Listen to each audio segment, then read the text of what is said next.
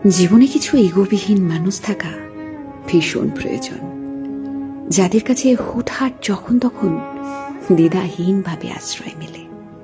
সময় মেলে, গুরুত্ব মেলে, যাদের কাছে শিরোনাম ছাড়াই বিস্তারিত ব্যাখ্যায় যাওয়া যায়, যাদের কাছে ভালো না লাগার কারণ হিসেবে কেন এর মতন তীব্র অস্বস্তিকর প্রশ্নের উত্তর দেবার প্রয়োজন নেই,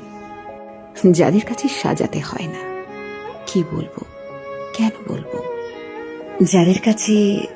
বিরাম চিহ্নের নিয়ম ভাঙা যায়, যাদের কাছে আহত পাখির মতো ডানা ঝাপটিয়ে ক্ষত বোঝানো যায়, যাদের কাছে নির্দ্বিধায় ঝরে পড়া যায়, তারা কুড়িয়ে নেবে